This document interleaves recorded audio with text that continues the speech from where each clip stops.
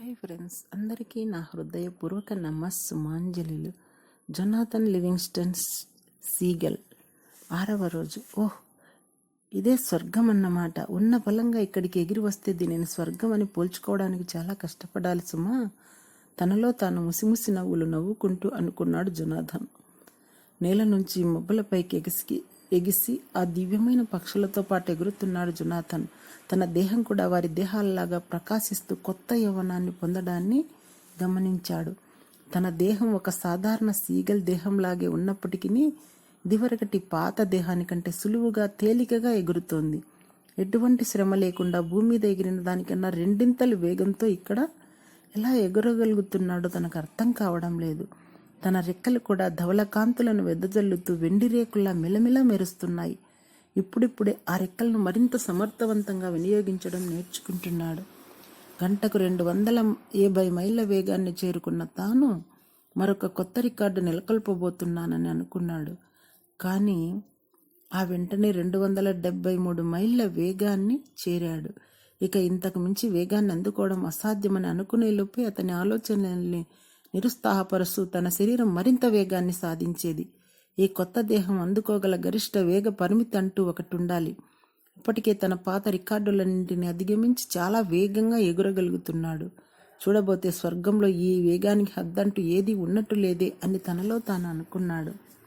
మేఘాలను చీల్చుకుంటూ పైకి ఎగురుతున్న జొనాథన్కు తన వెన్నంటే వస్తున్న ఆ 2 దివ్యమైన పక్షులు క్షేమంగా చేరుకోని శుభాకాంక్షలు చెప్పి ఉన్నట్లుండే గాలిలో అదృశ్యమైపోయాయి. జొనాథన్ ఇప్పుడు ఒక సముద్ర తీరంపై ఎగురుతున్నాడు. క్రింద బండరాళ్ల మీద కేవలం 1-2 సీగల్స్ మాత్రమే కనిపిస్తున్నాయి. తూర్పు దిక్కున భూమ్యాకాశాలు కలిసే ప్రాంతం వద్ద మరికొన్ని పక్షులు ఎగురుతూ వెళ్తున్నాయి. అన్నీ కొత్త కొత్త దృశ్యాలు, కొత్త కొత్త ఆలోచనలు, కొత్త కొత్త సందేహాలు.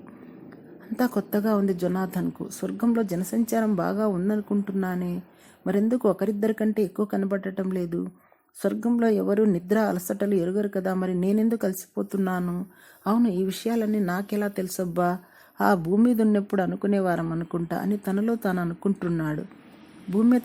భూమి మీద అతను చాలా నేర్చుకునే ఉండవచ్చు, కానీ ఆ విషయాలన్నీ క్రమంగా తెరమరుగైపోతున్నాయి. ఆహారం కోసం కొట్టుకోవడాలు, సంఘ బహిష్కరణ గురి కావడం అంతా లీలగా మాత్రం గుర్తొస్తోంది. అంతలో 1 డజన్ సీగల్ సముద్ర తీరం నుంచి బయలుదేరి అతనికి ఎదురొచ్చాయి. ఎవరూ ఒక్క మాట మాట్లాడలేదు. అయితే అంతా తనకు స్వాగతం పలుకుతున్నారని మాత్రం అర్థమవుతుంది. అంటే నేను చేరవలసిన చోటికి చేరానన్నమాట అనుకున్నాడు జొనాథన్.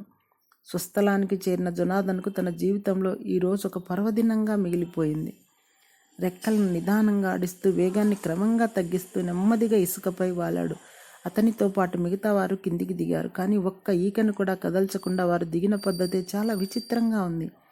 గాలిలో సున్నితంగా తేలుతూ తెలియని కొత్త పద్ధతిలో చేసిన రెక్కల ఈకలను కొద్దిగా మెలితెప్పి నేలకు కొన్ని అంగుళాల ఎత్తులో వలయంగా తిరుగుతూ వేగం పూర్తి ఆగిపోయే సమయానికి పాదాలు చాచి నేలపై నిలబడ్డారు.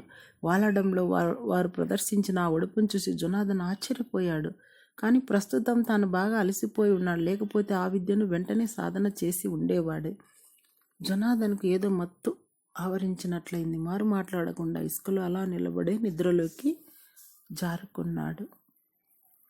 Thank you.